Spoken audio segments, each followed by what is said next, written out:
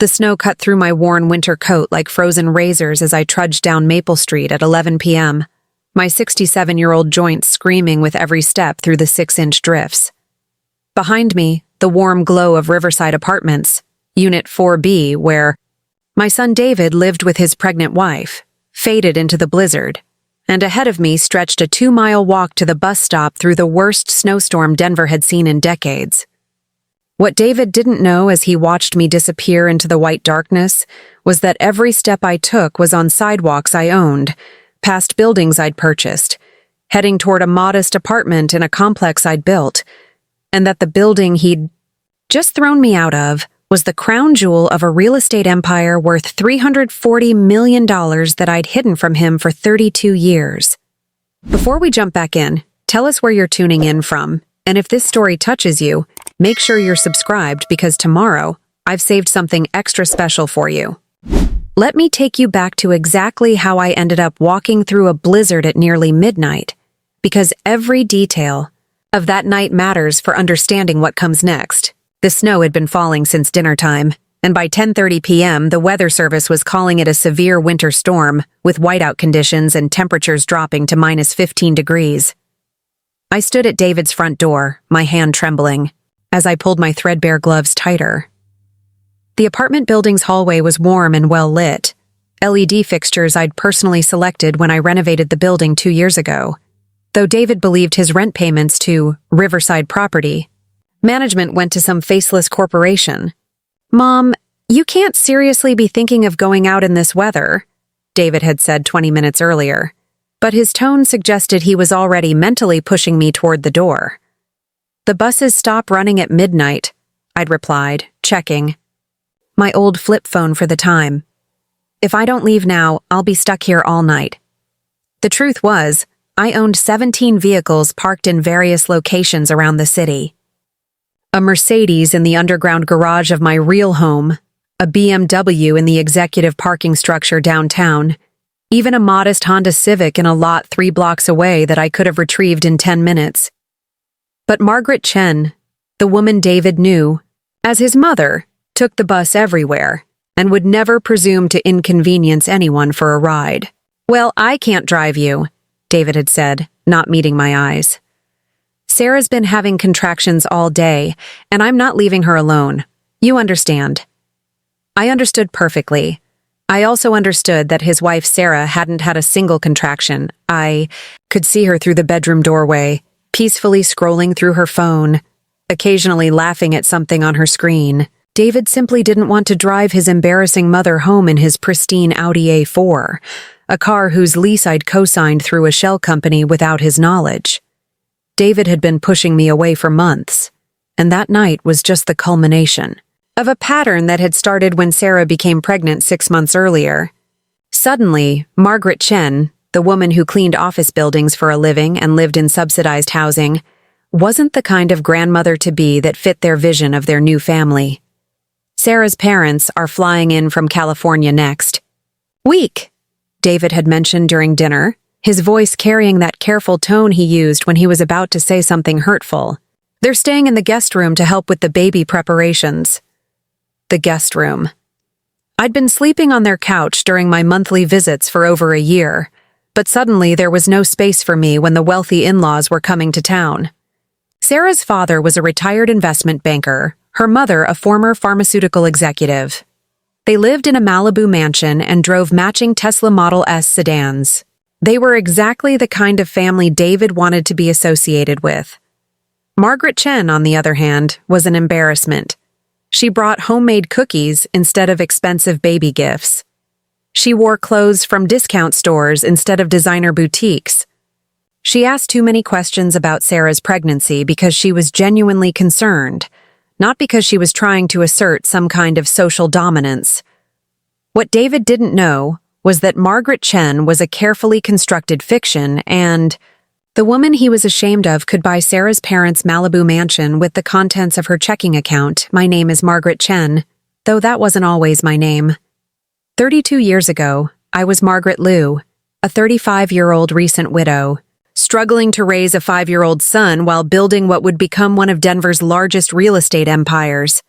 David's father, Thomas, had died in a construction accident when David was barely old enough to remember him, leaving me with a toddler, a mountain of debt, and a determination to never be vulnerable again. Thomas had been a good man, but not a practical one. He'd left us with love, memories, and exactly $3,247 in savings. The life insurance policy he'd promised to buy next month never materialized. The construction company he'd worked for offered their condolences and a settlement that barely covered his funeral expenses. I could have remarried. I was young, reasonably attractive, and there were men in our social circle who would have provided stability. But I'd seen too many women lose themselves in relationships where they were financially dependent, and I was determined that my son and I would never be at anyone's mercy again. So I did what any desperate mother would do. I started buying broken things and fixing them. My first investment was a condemned duplex in a neighborhood most people wouldn't walk through during daylight hours. I bought it at a city auction for $12,000, using every penny I had and borrowing the rest from a loan shark who charged interest rates that should have been illegal. I spent 6 months learning plumbing, electrical work, and basic construction from YouTube videos and library books. David, barely 5 years old, spent his days at a neighbor's house while I ripped out moldy drywall and replaced broken fixtures. At night, I worked my regular job cleaning offices downtown, saving every penny to buy materials for the duplex. Renovation. The neighborhood was rough, but I'd grown up in rough neighborhoods. I knew how to navigate them, how to earn respect, how to make allies among the longtime residents who could warn me about which corners to avoid and which local contractors wouldn't rip me off. When I finished the renovation 8 months later, I'd transformed a crack house into a decent 2-family home. I rented out both units for $800 each per month, giving me a monthly income of $1,600 against a mortgage payment of $340. Suddenly, Margaret Liu had cash flow. I used that cash flow to buy another property, then another. Within 2 years, I owned 6 rental properties in transitional neighborhoods, and the monthly income was enough to quit my cleaning job and focus on real estate full-time. The problem was David. As my real estate business grew, as I started wearing better clothes and driving newer cars. As we moved from our tiny apartment to a modest house in a safer neighborhood, David began to notice the changes. He was 7 years old and smart enough to ask questions. "Mommy, why do you have so many keys?" he'd asked one day, watching me sort through the dozens of keys for different properties. "Why do people call you boss lady when we go to the bank?" He'd wondered after overhearing a conversation with my mortgage broker. "Why does Mr. Rodriguez always say you're going to be rich someday?" He'd pressed after we'd visited one of my rental properties. I realized that David was forming memories of his mother as a successful businesswoman, and that scared me. I'd grown up poor, and I'd seen how money changed people. I'd watched wealthy kids in school become entitled, demanding, unable to appreciate struggle, or understand the value of hard work. I didn't want that for David. I wanted him to grow up with strong values, with appreciation for simple pleasures, with the kind of character that comes from understanding that money isn't everything. So I made a decision that would define the next 3 decades of our lives. I would hide my success from my son. The transition happened gradually. When David was 8, I moved us into a modest apartment in a middle-class neighborhood, telling him we were downsizing to save money.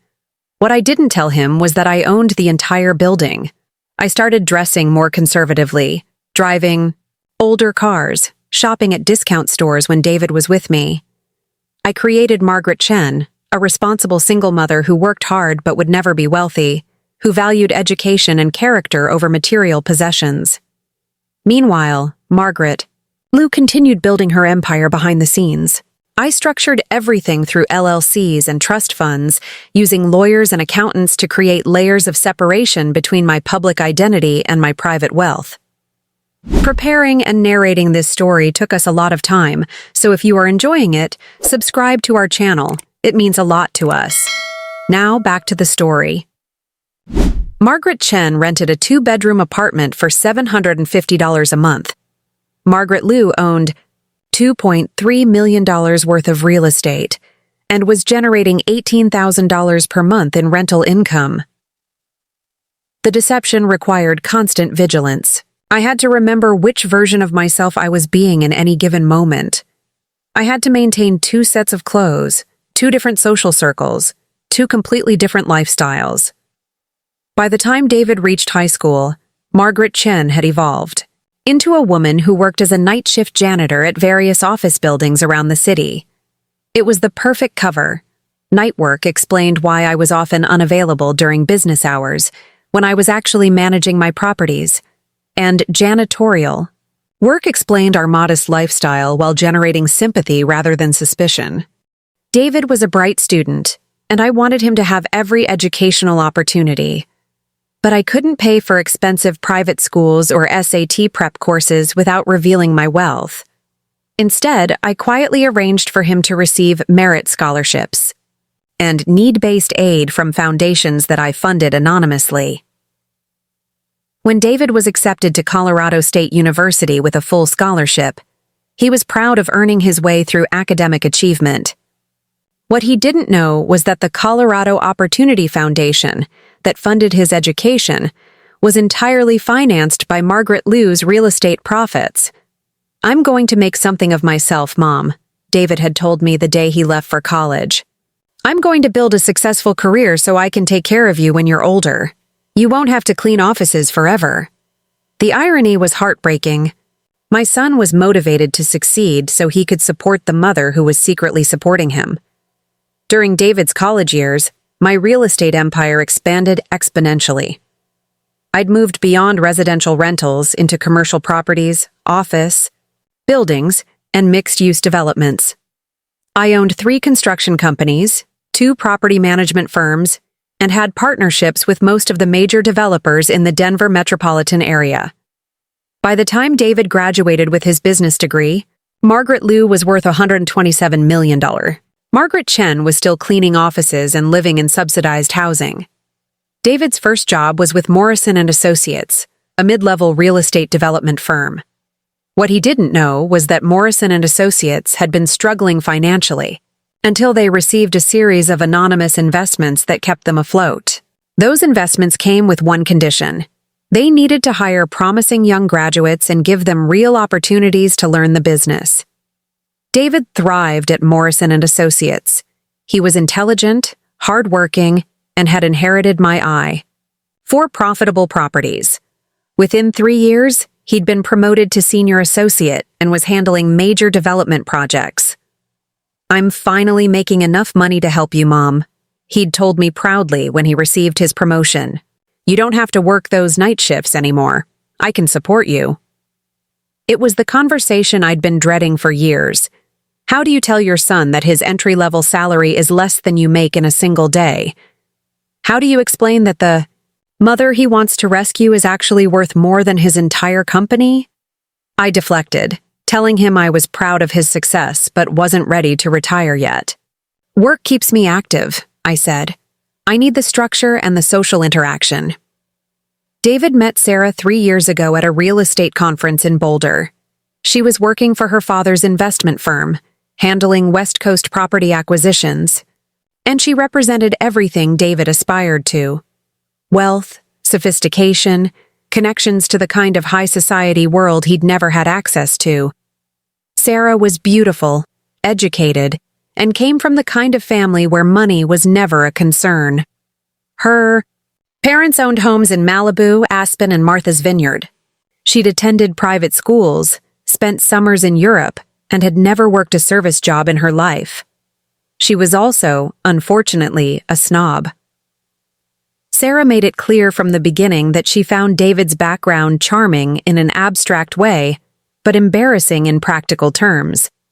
His mother who cleaned offices, his modest childhood, his lack of family wealth, these were obstacles to be managed rather than relationships to be embraced. "It's sweet that you're so close to your mother," she'd told David early in their relationship.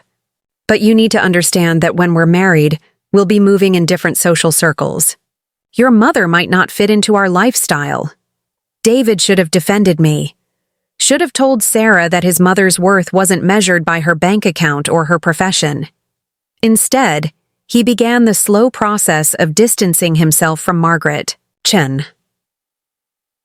When David proposed to Sarah 18 months ago, I learned about it from a social media post rather than a phone call.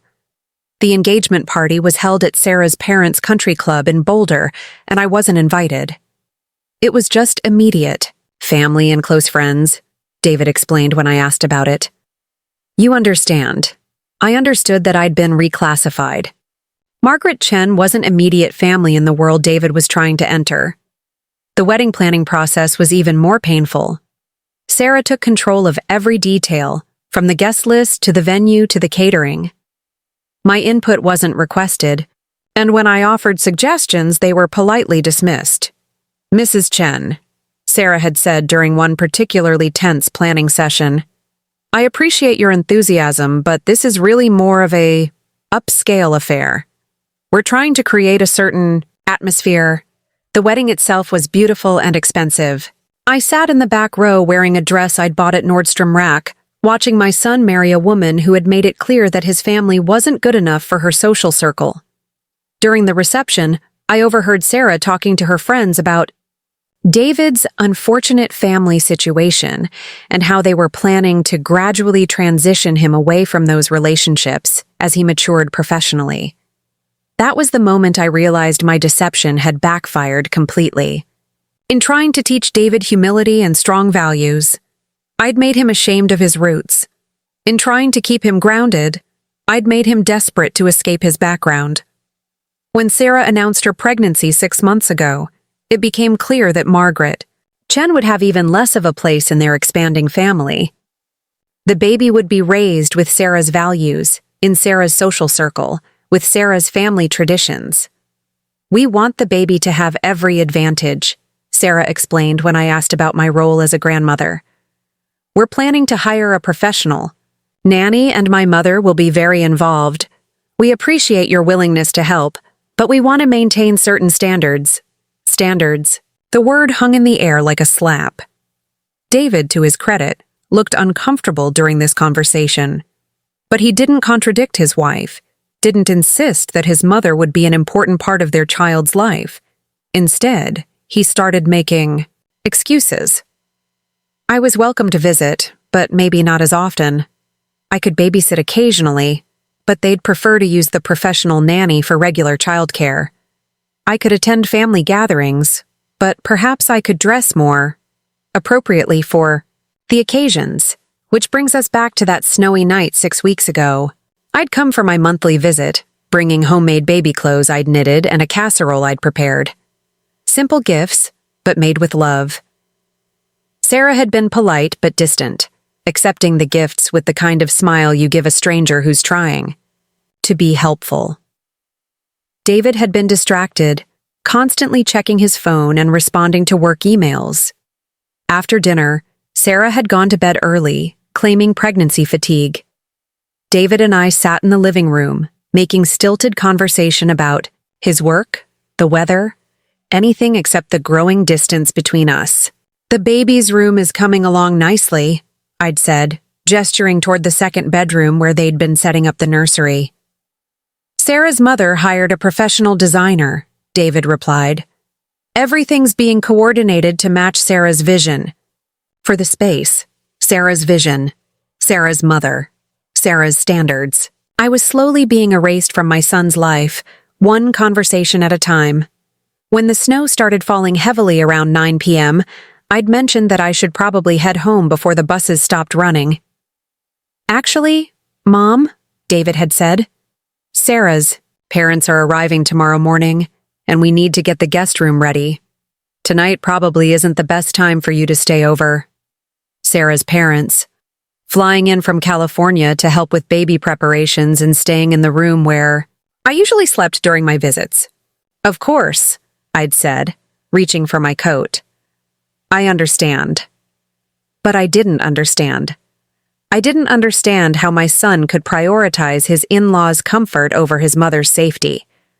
I didn't understand how the boy I'd raised to be compassionate and considerate had become someone who would send his elderly mother out into a blizzard rather than inconvenience his pregnant wife's sleep schedule. As I stood at David's front door, pulling on my worn winter coat and threadbare gloves, I caught a glimpse of the life I'd been excluded from. The apartment was beautifully furnished with pieces that cost more than Margaret Chen's monthly income. The baby's nursery was filled with expensive equipment and designer decorations. Sarah's engagement ring caught the light as she scrolled through her phone in the bedroom, a ring that cost more than most people's annual salary. This was the world David had chosen, and there was no place in it for a mother who cleaned offices and rode the bus. "Drive safely home, Mom," David said, though he knew I was taking public transportation. "Call me when you get there," he added, though he rarely answered when I called anymore. "I love you," I said, meaning it completely. "Love you too," he replied, but his hand was already on the door, ready to close it between us. The cold hit me like a physical blow as I stepped out of the building. The snow was coming down in thick, heavy flakes, and the wind cut through my coat like it was made of paper. The temperature had dropped significantly since I'd arrived 3 hours earlier, and the sidewalks were already covered in several inches of accumulation. I stood for a moment in the building's doorway, looking out at the storm and calculating my options. The bus stop was 2 miles away through residential streets that weren't well lit and probably hadn't been plowed yet. The buses were notoriously unreliable during severe weather, and if I missed the last one, I'd be stranded until morning. Behind me, I could hear David moving around the apartment, probably cleaning up from dinner and preparing for his in-laws' arrival. The warm glow from his windows highlighted the falling snow, making the night seem even colder and more forbidding. I pulled out my flip phone to check the time, 10:47 p.m. The last bus was scheduled to arrive at the stop at 11:58 p.m., which meant I had to maintain a pace of about 2 miles per hour through snow and ice, challenging for a 67-year-old woman under the best circumstances, potentially dangerous in a blizzard. But Margaret Chen had no other options. Margaret Chen took the bus everywhere, never asked for rides, never imposed on anyone.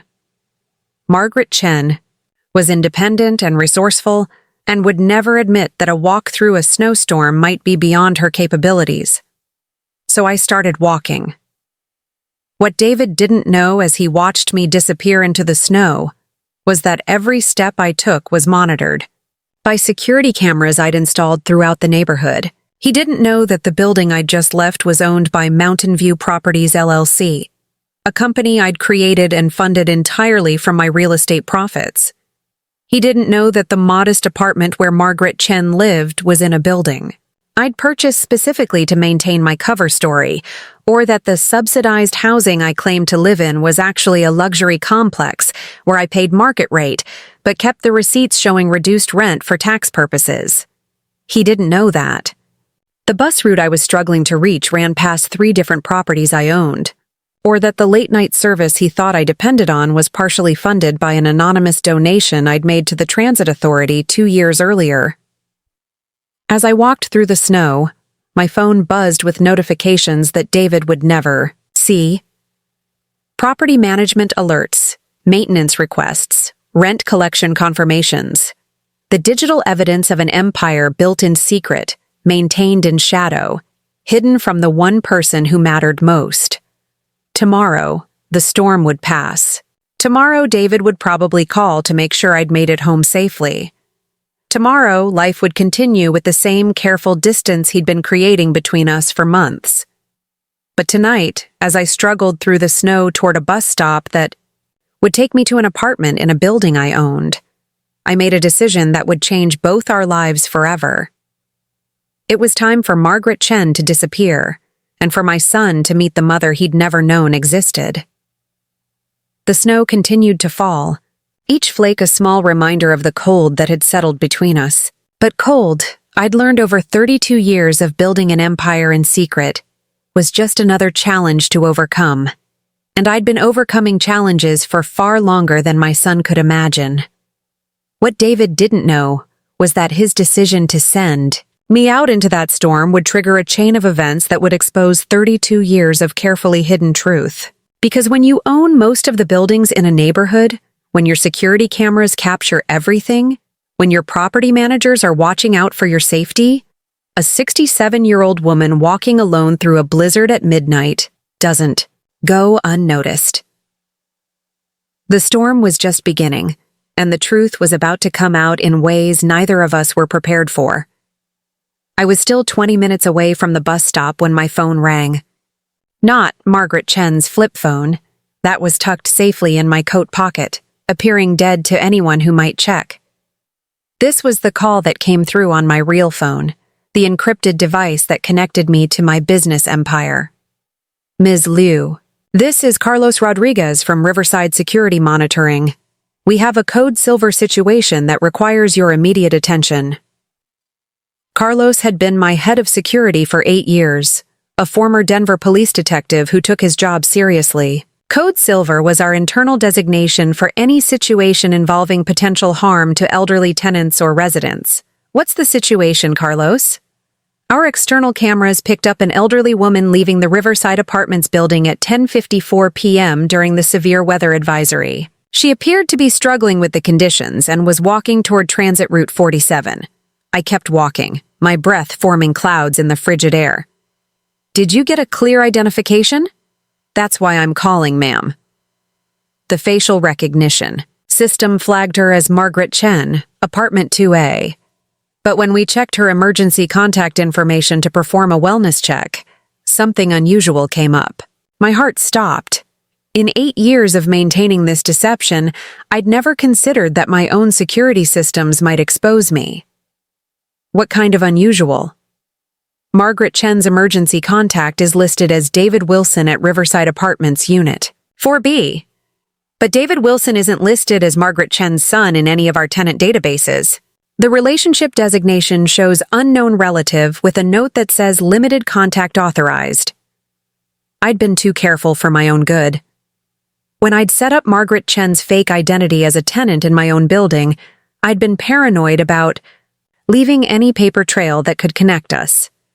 The emergency contact form had been filled out to show David as a distant relative rather than immediate family, specifically to avoid questions about why a successful young professional would have a mother living in subsidized housing.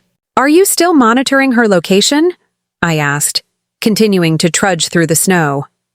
Yes, ma'am. She's approximately 8 blocks from the bus terminal, but the storm is intensifying. Weather Service is now calling it a blizzard with near zero visibility. The Transit Authority just announced that all bus service has been suspended until morning due to unsafe road conditions. I stopped walking. The irony was staggering. My own security team was tracking me to ensure my safety, not knowing they were talking to the person they were trying to protect. Carlos, I need you to do something for me. Send a security vehicle to intercept Margaret Chen and offer her emergency transportation. Make it seem like standard protocol for elderly residents caught in severe weather. Already dispatched, ma'am. Unit 3 should reach her location within 10 minutes. But there's something else. What? I took the liberty of running a deeper background. Check on Margaret Chen, given the unusual emergency contact situation. Some of the information in her file doesn't add up. This was the nightmare scenario I'd spent years trying to avoid. Carlos was too good at his job, and I'd created an identity that was too clean, too perfect, too obviously constructed. What doesn't add up? Her employment history shows consistent night shift janitorial work for the past 15 years, but the companies she claims to work for have no record of a Margaret Chen in their payroll systems. Her bank account shows regular deposits that match her claimed salary, but the deposits come from a payroll service company that handles accounts. For multiple clients, we can't verify which specific employer is actually paying her. Because Margaret Chen's salary was paid by a shell company I'd created, designed to provide a realistic paper trail for tax purposes without connecting to any actual employer. Additionally, Carlos continued, her rental history prior to moving into Riverside Apartments is incomplete. The previous addresses she listed don't match up with property records for those time periods. Because Margaret Chen hadn't existed before she moved into Riverside Apartments. She was created specifically to live in that building, with a backstory constructed from scratch. "What's your assessment?" I asked, though I already knew where this was heading. "Margaret Chen appears to be operating under an assumed identity, ma'am. The documentation is too clean, too consistent, like someone created it all at once rather than accumulating it over a lifetime. In my experience, that usually indicates either witness protection or someone hiding assets in a divorce proceeding." Carlos was right about the timing. Within 8 minutes, I saw the headlights of a security vehicle cutting through the snow. The SUV pulled alongside me, and a young security officer rolled down the window. "Excuse me, ma'am. Are you Margaret Chen from Riverside Apartments?" I nodded, playing the role of a grateful elderly woman caught in a storm. "I'm Officer Rodriguez with Building Security. We noticed you left during the severe weather alert, and all bus service has been suspended. Can we offer you a ride home?" The younger Rodriguez, Carlos's nephew, I realized, was polite and professional. He had no idea he was rescuing the woman, who signed his paychecks. As I climbed into the warm vehicle, I felt the weight of the deception more heavily than ever. Here was a young man risking his safety to help someone he thought was a vulnerable tenant, not knowing that the vulnerable tenant owned the company that employed him.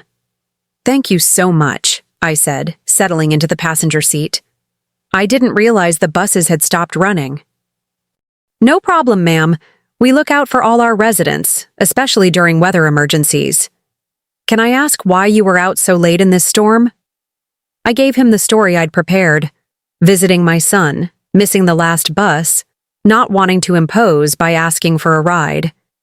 He listened sympathetically, occasionally shaking his head at the thoughtlessness of family members who would send an elderly woman out in such conditions. During the 20-minute drive back to my apartment, Officer Rodriguez made conversation that revealed more about the building's operations than I'd heard in months of board meetings. "Your son lives at Riverside too, right? Unit 4B? "That's right. Nice young couple. They're expecting their first child, aren't they?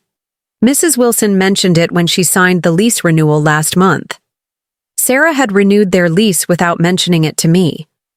As the building's owner, I should have been informed of all lease renewals, but my property management company had been instructed to handle routine renewals without involving me in the details. Mr. Wilson works in real estate development, doesn't he?" Officer Rodriguez continued. "He seems to know a lot about building management and property values. Sometimes he makes suggestions about improvements we could make to the building. David had been making suggestions about my building to my own property management team, without knowing he was talking to employees of his mother's company. What kind of suggestions? Smart stuff, actually. Better lighting in the parking garage, upgraded security cameras in the lobby, more efficient heating systems. He knows his business. Some of his ideas were so good that we passed them up to the ownership company. My own son had been suggesting improvements to my building, and those suggestions had been forwarded to me through official channels. I'd approved several of his recommendations without realizing they came from David. When Officer Rodriguez dropped me off at my apartment, I found a message waiting on Margaret Chen's answering machine. It was from Linda Morrison, the property manager for Riverside Apartments. "Hi, Mrs. Chen. This is Linda from the front office. I wanted to follow up on tonight's weather emergency. Our security team reported that you were caught in the storm while visiting your son. I wanted to make sure you're okay, and also to let you know that if you ever need transportation assistance during severe weather, we have protocols in place to help elderly residents. Please don't hesitate to call the office if you need anything." Linda Morrison had no idea she was leaving a message for her ultimate boss. As Margaret Chen, I was just another tenant in her building. As Margaret Liu, I was the owner of the company that employed her. But Linda's message triggered another realization. If my security team had tracked my movements and my property manager was following up on my welfare, there would be an official incident report filed with the building's management company That report would be forwarded to the ownership group as part of the monthly security summary, which meant that within days I would receive a formal report about Margaret Chen's emergency situation, detailing how an elderly tenant had been caught in a blizzard after visiting her son in Unit 4B. The next morning, I received a call from Harrison Blake, the attorney who managed most of my property holdings. "Margaret, we need to discuss the incident report from Riverside Apartments. There are some complications." "What kind of complications?" "Your security team filed a detailed report about the elderly tenant who was caught in last night's storm. When they ran background verification on her emergency contact, they discovered that David Wilson in Unit 4B has no official family relationship with Margaret Chen in Apartment 2A. Harrison had been my attorney for 12 years and knew about my double identity, but even he hadn't anticipated this particular complication. They're recommending a full background investigation on Margaret Chen, suspecting that she might be operating under false pretenses. The security report suggests possible identity fraud." Identity fraud? Think about it from their perspective, Margaret. An elderly woman claims to be related to a successful young professional, but there's no documentation supporting that relationship. Her employment history is suspicious, her rental history has gaps, and her financial profile doesn't match her claimed circumstances. Harrison was right. From the outside, Margaret Chen looked like exactly what she was: a fake identity created to deceive people. "There's more," Harrison continued. "David Wilson has been making improvement suggestions for the building that show an unusual level of knowledge about property management and real estate development. The security team is wondering if there's some kind of relationship between the suspicious tenant in 2A and the knowledgeable tenant in 4B that goes beyond what they've reported." What I didn't know was that Carlos Rodriguez had taken his suspicions to the highest levels of my own organization. As head of security for Mountain View Properties, he reported directly to the executive board, a board that I controlled through shell companies and proxy votes. Carlos had scheduled a meeting with the board's chairman to discuss what he saw as a potential security breach at one of their premier properties. "We have a situation at Riverside Apartments that requires immediate attention," Carlos told the board. "An elderly tenant appears to be operating under an assumed identity, and she has an unexplained relationship with another tenant who has been making sophisticated suggestions about building operations." The board chairman, actually my attorney Harrison, wearing his corporate hat, listened to Carlos's concerns with growing alarm. "What's your recommendation?" Harrison asked. "I think we need to conduct a full investigation into both tenants. Margaret Chen's identity doesn't hold up under scrutiny, and David Wilson knows too much about our operations for a regular tenant. I'm concerned that we might be dealing with corporate espionage or some kind of insurance fraud scheme." Corporate espionage. Carlos thought David and I were working together to scam my own company. "I'm also recommending that we review all communications between these two tenants and our property management staff. If they're gathering intelligence about our operations, we need to know what information they've accessed." Harrison agreed to authorize the investigation, knowing that he was setting in motion a process that would eventually expose the truth about my double life. Meanwhile, David was dealing with his own growing suspicions about the previous night's events. Sarah's parents had arrived that morning, and during breakfast, Sarah's father had made an observation that troubled David. "I noticed from our window last night that there was quite a bit of security activity around the building," Mr. Patterson said. "Security vehicles? Extra patrols? Is this building having safety issues?" David hadn't noticed any unusual security activity.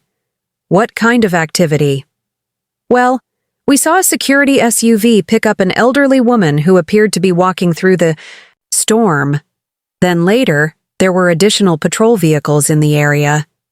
It seemed like more security presence than you'd normally see at a residential building." Sarah looked concerned. "David, you don't think there's something wrong with this building, do you?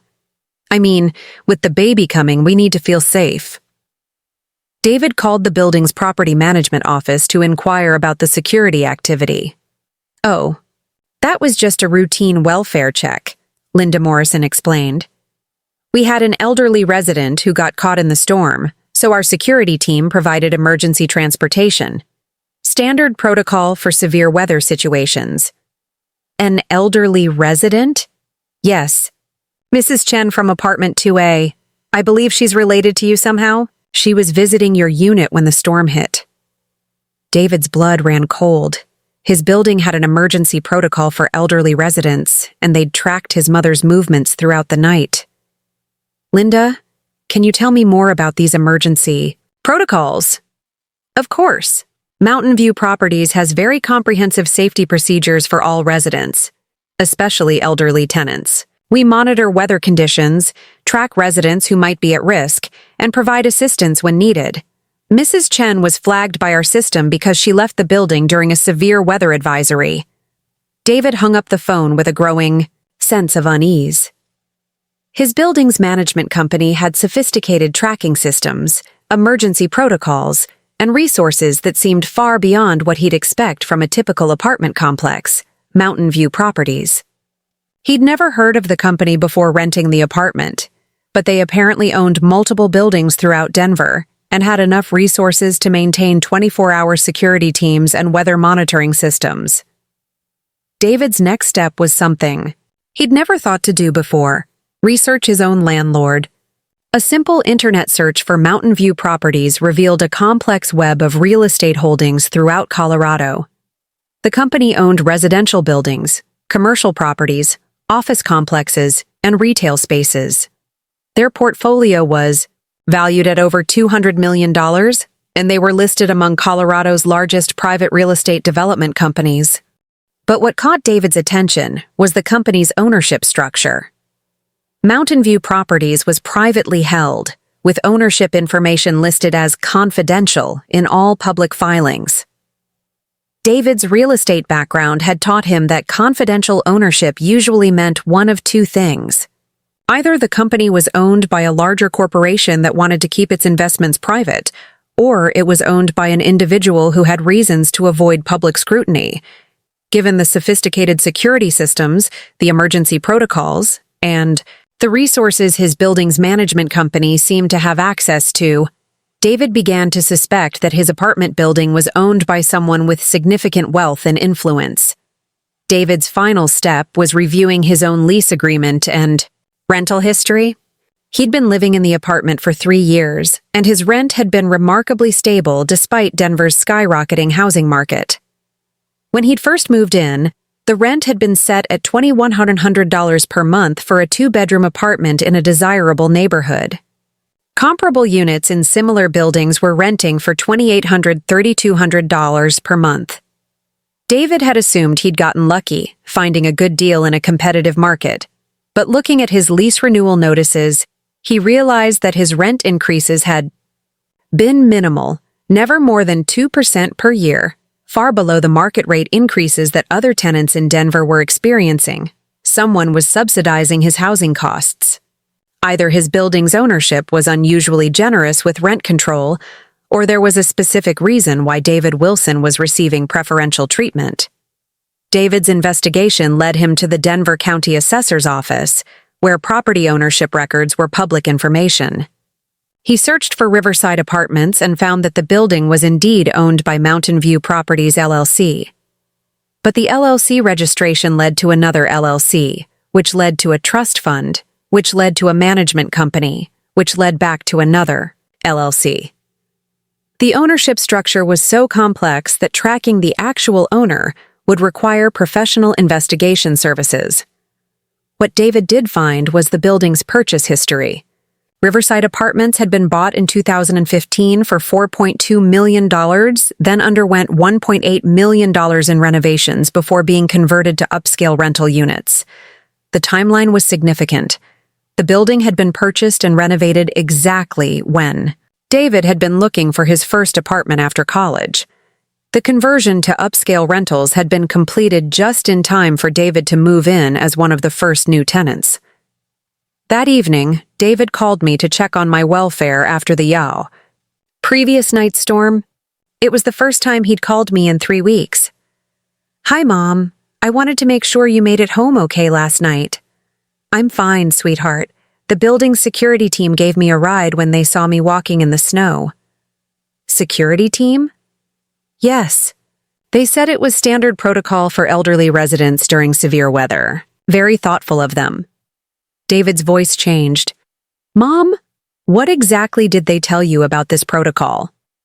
Just that they monitor residents' safety during emergencies and provide assistance when needed. Why? I've been looking into the management company for my building. They seem to have a lot of resources and very sophisticated operations. I'm starting to wonder who actually owns this place. The moment I'd been dreading for 32 years was finally arriving. David was asking the right questions, and the answers would lead him directly to the truth. I'm sure it's just a well-managed building, David. Mom, have you ever heard of Mountain View Properties? My heart stopped. No, I don't think so. Why? That's the company that owns my building, and apparently, they own most of the major properties in this area of Denver. Whoever runs that company has serious money and influence. As I ended the call with David, I realized that the investigation he was conducting and the investigation my own security team was conducting were about to converge in ways that neither of us were prepared for. The storm had passed, but the avalanche it triggered was just beginning.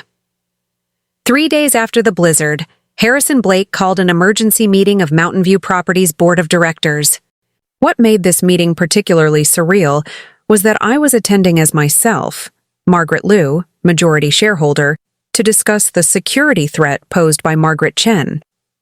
The conference room on the 47th floor of the Meridian building offered a panoramic view of Denver, including the neighborhood where both my identities lived.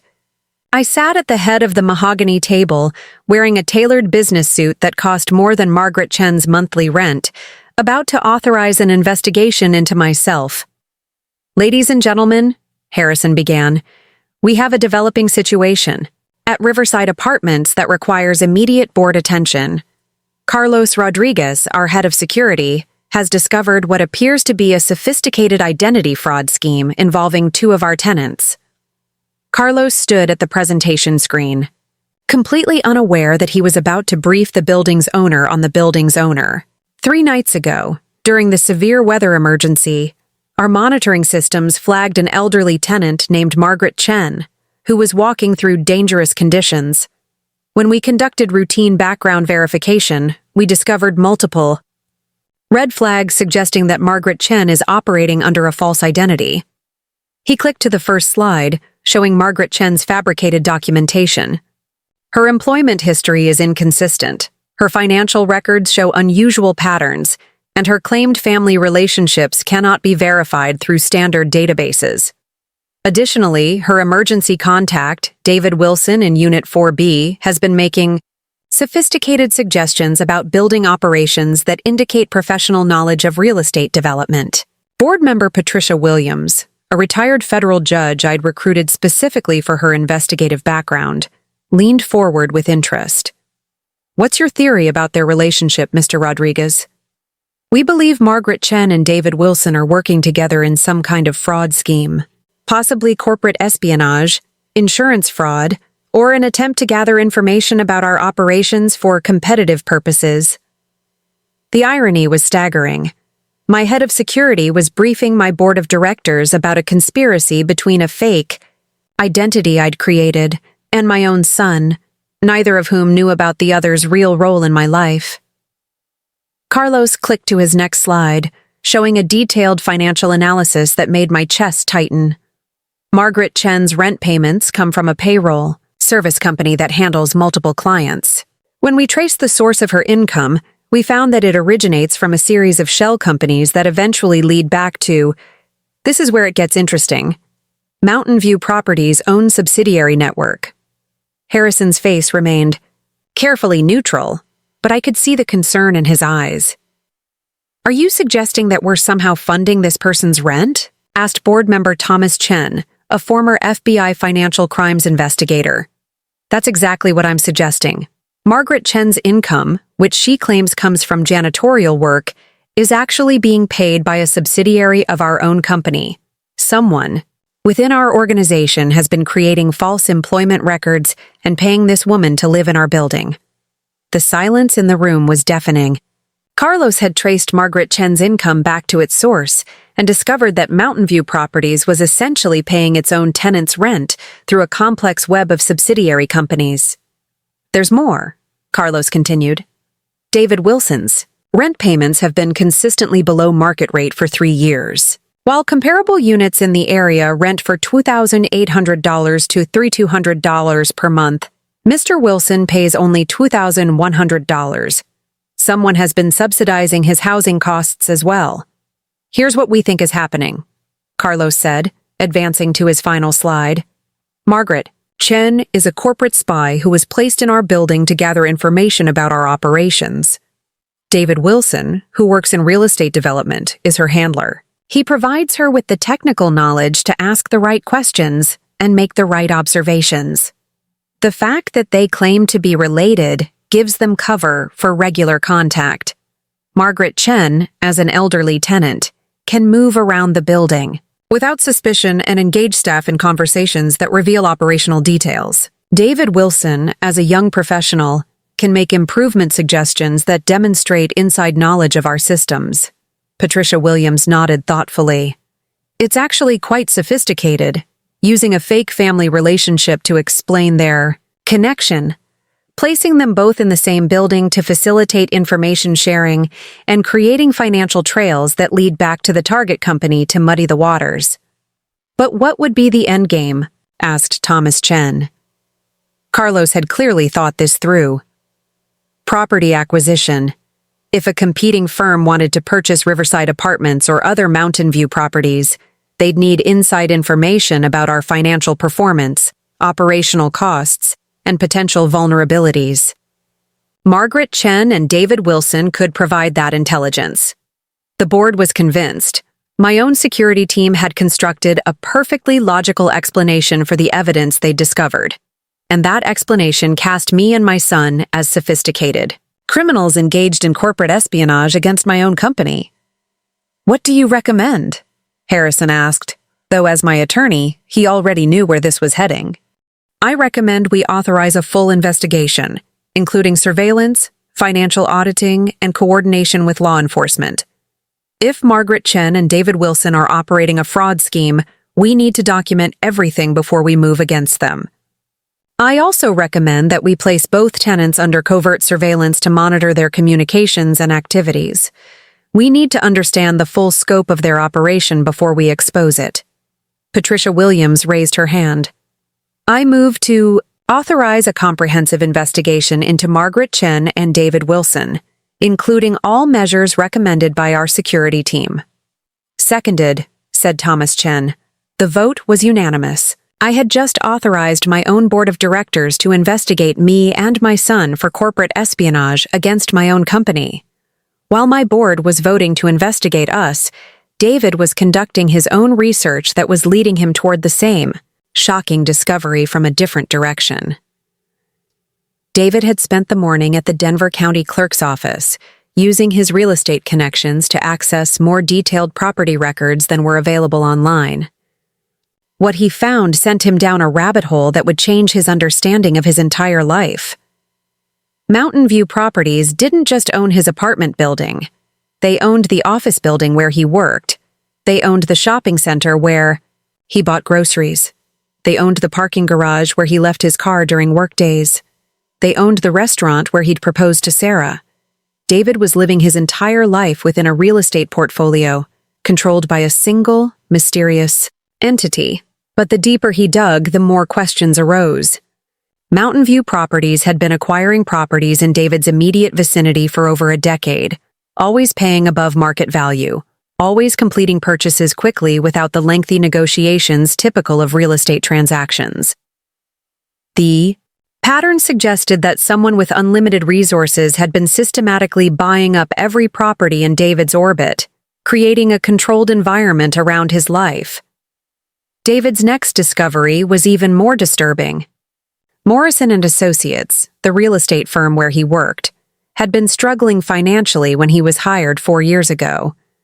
But shortly after David joined the company, Morrison and Associates received a series of investment infusions that kept them operational. Those investments came from Pinnacle Development Group, which was owned by Cornerstone Holdings, which was managed by Mountain View Properties. David's employer was a subsidiary of the same company that owned his apartment building. He was living in a building owned by his ultimate boss, and he'd never known it. The timing was impossible to ignore. David had been hired by Morrison and Associates directly out of college. The company had been on the verge of bankruptcy. Then, mysterious investments appeared, the company stabilized, and David's career flourished. Someone had engineered his entire professional life. David's investigation led him back to his college years. The Colorado Opportunity Foundation, that had funded his education, was listed as a 501c3 charitable organization. But when David requested their annual tax filings, he discovered that the foundation had exactly one beneficiary over the past decade: David Wilson. The Colorado Opportunity Foundation had been created specifically to pay for David's education, and it was funded by annual donations from Mountain View Properties.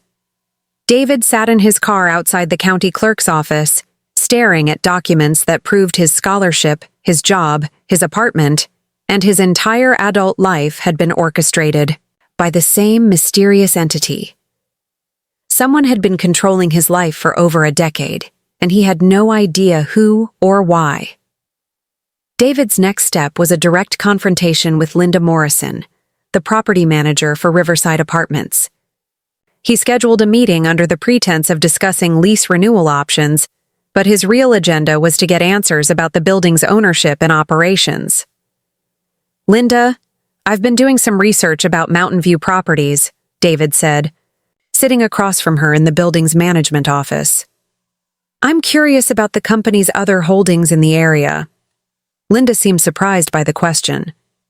"Well, Mountain View is one of Denver's largest private real estate companies.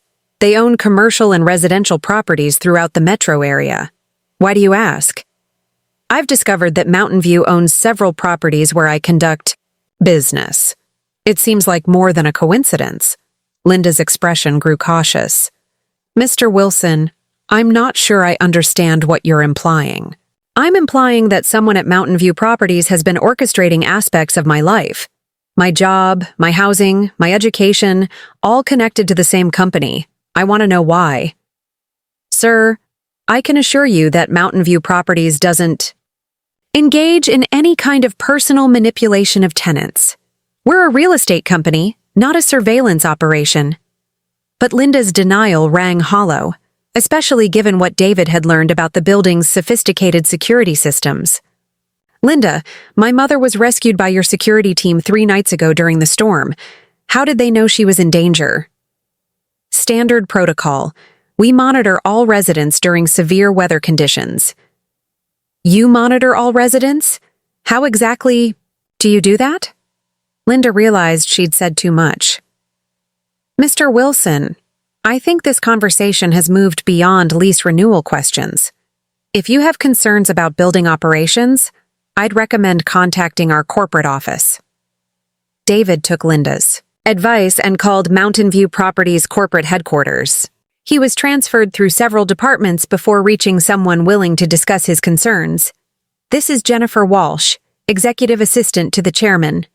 I understand you have questions about Mountain View Properties operations?" "Yes, I'm David Wilson, and I live in one of your buildings. I've discovered that Mountain View Properties has connections to multiple aspects of my life, and I want to understand why. Mr. Wilson, I'd be happy to schedule a meeting with our chairman to discuss your concerns. Would tomorrow afternoon be convenient?" The speed and willingness of their response was telling. David had expected bureaucratic runaways and corporate stonewalling. Instead, Mountain View Properties seemed eager to meet with him. "Yes, tomorrow afternoon would be fine." "Excellent. Please come to our offices at 2 p.m. The Meridian Building, 47th floor. Ask for Mr. Blake when you arrive. Jennifer." Walsh was scheduling David to meet with Harrison Blake, my attorney and the chairman of my board of directors. She was also, unknowingly, scheduling the meeting that would finally bring my two lives into direct collision. While David was scheduling his corporate meeting, Carlos Rodriguez was implementing the surveillance operation the board had authorized. That morning, 2 teams of private investigators were assigned to monitor Margaret Chen and David Wilson, with instructions to document their communications, activities, and any evidence of their supposed conspiracy. Team 1, monitoring Margaret Chen, would discover that their target spent most of her time in a modest apartment, occasionally visited local businesses, and maintained the routine of an elderly woman living on a fixed income. What they wouldn't immediately realize was that Margaret Chen's activities were carefully scripted to maintain a fictional identity. Team 2, monitoring David Wilson, would observe a young professional who worked regular hours, spent evenings with his pregnant wife, and lived what appeared to be a normal upper-middle-class lifestyle. What they wouldn't understand was that David Wilson was beginning to ask questions that would expose the entire surveillance operation. As part of the comprehensive investigation, Patricia Williams recommended involving Mountain View Properties, insurance company, to determine if Margaret Chen and David Wilson posed any liability risks to the company. The insurance investigation would require detailed background checks on both tenants, including financial audits, employment verification, and family relationship confirmation.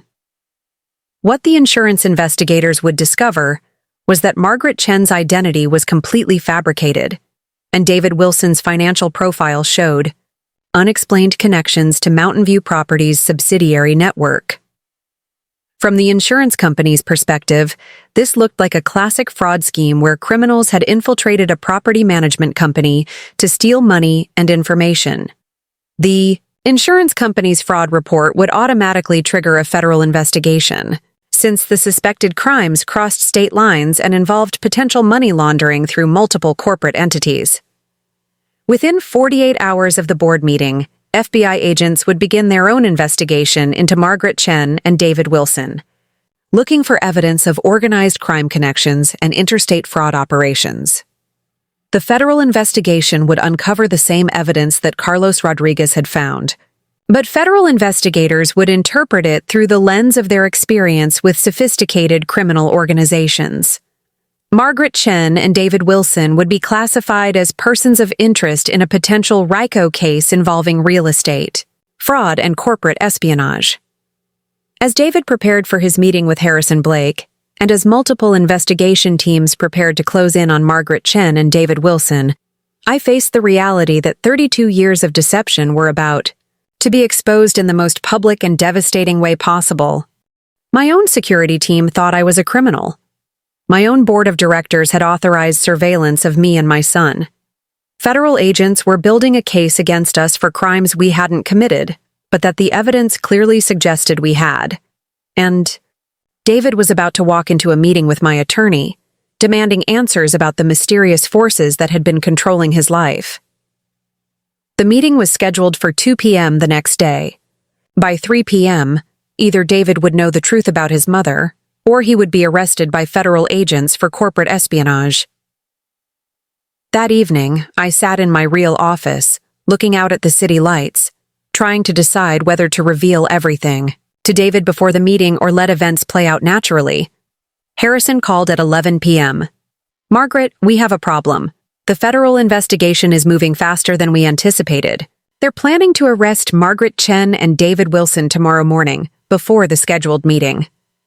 "What?" "The insurance company's fraud report triggered an FBI investigation. They think you and David are part of an organized crime syndicate. They've obtained warrants for both apartments and plan to execute them at 6 a.m. The irony was complete. In trying to protect my son from the corrupting influence of wealth, I'd created a situation where both of us would be arrested for fraud, all because my own security systems had done their job too well. In 12 hours, FBI agents would knock on Margaret Chen's door and David Wilson's door, executing search warrants for evidence of corporate espionage and fraud. The investigation had converged, and there was no stopping what came next. My secure phone buzzed in, the pre-dawn darkness. Harrison's voice was tight with panic. Margaret, they moved up the timeline. Federal agents are mobilizing right now. You have maybe 10 minutes before they hit both locations. I sat up in Margaret Chen's modest bed, in Margaret Chen's sparse apartment, surrounded by the props of a life I'd constructed to deceive my own son. Through the thin walls, I could hear early morning sounds from neighboring units, coffee makers gurgling, showers running, the normal rhythms of people starting their day. None of them knew that federal agents were about to storm their building. How many agents? I asked, pulling on Margaret Chen's threadbare robe. Full tactical teams for both apartments. They're treating this as a major organized crime bust. They think they're taking down a sophisticated fraud operation. The irony was staggering. 32 years of hiding my wealth from David, and we were both about to be arrested for crimes we hadn't committed, but that the evidence clearly suggested we had. Harrison, I need you to do something for me. Call David's apartment in exactly 8 minutes. Tell him there's an emergency board meeting and he needs to come to the Meridian building immediately. Margaret, that's not going to... Just do it. Please. I'd rather he learn the truth from me than from federal agents reading him his rights. I had 8 minutes to decide how to handle the most important moment of my life. I could maintain Margaret Chen's identity until the end, let the federal agents arrest an elderly woman for crimes she didn't commit, and hope that Harrison could sort out the legal mess later, or I could drop the disguise that had defined 32 years of my life and face the consequences of the truth. I walked to Margaret Chen's bathroom mirror and looked at the reflection staring back at me. Gray hair pulled into a simple bun, no makeup, wearing a discount store nightgown that cost less than my real wardrobe's hangers. This woman, Margaret Chen, had been my creation, my shield, my gift to David. She was humble, struggling, authentic, in her values and genuine in her love. She represented everything I'd wanted my son to believe about the importance of character over wealth. But she was also a lie, and that lie was about to destroy both our lives. I reached for my phone and dialed David's number. David answered on the second ring, his voice groggy with sleep. Mom, what's wrong? It's not even 6 a.m. David, I need you to listen to me very carefully. In about 3 minutes, federal agents are going to knock on your door with search warrants. They think you're involved in a fraud scheme. What? Mom, what are you talking about? There's no time to explain everything, but you need to know that none of this is your fault. You've done nothing wrong. When the agents arrive, cooperate completely, but don't answer any questions without an attorney present. Federal agents?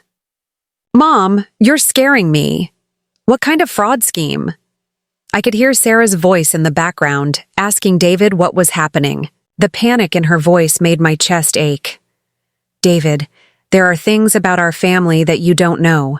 Things I've kept hidden to protect you. When this is over, I'll explain everything. But right now, you need to trust me and do exactly what I tell you.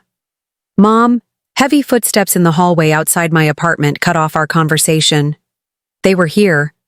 The pounding on Margaret Chen's door came with the force and authority of federal law enforcement. FBI, search warrant! Open the door! 2 miles away, David was experiencing the same terrifying awakening as agents surrounded Riverside Apartments and prepared to execute their warrant on Unit 4B. I opened Margaret Chen's door to find 6 federal agents in tactical gear, weapons drawn, faces grim with the seriousness of what they believed they were investigating. Margaret Chen, you're under arrest for conspiracy to commit fraud, money laundering, and corporate espionage, said Agent Sarah Martinez, stepping forward with handcuffs. The irony of being arrested by someone with the same first name as my daughter-in-law wasn't lost on me. I need to make a phone call, I said calmly. You'll have access to a phone call after you're processed. Right now, we need to secure this location and gather evidence. Agent Martinez read me my rights while her team began systematically searching Margaret Chen's apartment. They photographed everything, bagged potential evidence, and documented the modest lifestyle that had been my cover for 8 years. What they found was exactly what Margaret Chen would own: discount furniture, generic groceries, clothes from department store clearance racks, and a bank account with $1,247 in savings. What they didn't find were any of the trappings of wealth or sophisticated criminal activity. No computers, no burner phones, no hidden documents, no evidence of the corporate espionage operation they were convinced Margaret Chen was running. David's arrest was even more dramatic because Sarah's parents were staying in the apartment. Agent E. Tom Bradley and his team woke up 4 adults with the kind of entrance designed to disorient and intimidate suspected criminals. David Wilson, you're under arrest for conspiracy to commit fraud, corporate espionage, and money laundering, Agent Bradley announced as David was handcuffed in his living room, while his pregnant wife and her parents watched in horror. Sarah's father, Richard Patterson, immediately began making the kind of demands that wealthy people make when confronted with situations that threaten their social standing. This is outrageous! David Wilson is a respectable businessman. We demand to know what evidence you have for these charges. Agent Bradley ignored him, focusing on David. Mr. Wilson, we have extensive documentation of your involvement in a fraud scheme targeting Mountain View properties. We know about your relationship with Margaret Chen and your coordinated efforts to infiltrate and gather intelligence about the company's operations. David's face went white. Margaret Chen? You mean my mother? Your mother? Agent Bradley's expression showed skepticism. Mr. Wilson, our investigation shows no documented family relationship between you and Margaret Chen. We believe you're using a fabricated family connection to explain your coordination in criminal activities. She's my mother, David insisted. Call anyone who knows us. Check our family history. But Agent Bradley had done his homework. Official databases showed no family relationship between David Wilson and Margaret Chen. Birth certificates, school, records, medical records, none of them connected David to the woman he claimed was his mother. To federal investigators, David's insistence on a family relationship that couldn't be documented was just another layer of the elaborate fraud scheme they were unraveling. The search of David's apartment yielded significantly more evidence than the search of Margaret Chen's apartment, but not the kind of evidence federal agents were expecting to find. David's home office contained detailed research about Mountain View properties, including property records, ownership structures, and financial documents. To investigators, this looked like intelligence gathering for a corporate espionage operation. But David's research was actually his attempt to understand why the same company seemed to control multiple aspects of his life. His notes traced connections between his employer, his apartment building, his college scholarship, and the mysterious Mountain View properties. Agent Bradley photographed David's research with growing satisfaction. Here was clear evidence of the kind of detailed investigation that would be necessary for a sophisticated fraud scheme. Mr. Wilson, Agent Bradley said, holding up a handwritten chart showing connections between Mountain View properties' various holdings. Can you explain why you've been conducting such detailed research into the company that owns your apartment building? David looked at the chart, his own work, and realized how incriminating it appeared. I was trying to understand why the same company kept appearing in different areas of my life. So you admit that you've been investigating Mountain View properties? I was investigating them because I thought they were investigating me. Agent Bradley made notes about David's admission of conducting investigations into the target company. From his perspective, David had just confessed to corporate espionage. Margaret Chen and David Wilson were transported to the federal building in separate vehicles, both still convinced that a terrible mistake was being made and that the situation would be resolved once attorneys were involved. I sat in the back of Agent Martinez's vehicle, handcuffed and wearing Margaret Chen's discount store clothes, watching Denver's morning rush hour begin. People in expensive cars drove past the federal transport vehicle, heading to jobs in buildings I owned, completely unaware that the woman they might consider just another criminal being taken to jail was actually one of the city's most successful business leaders. David's transport took a different route, but he was experiencing the same surreal disconnection from reality. 24 hours earlier, he'd been a successful real estate professional with a pregnant wife and bright future.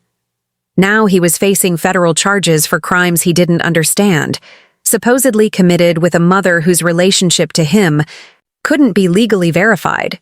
The intake process at the federal building was designed to strip away dignity and establish the power dynamic between law enforcement and suspects.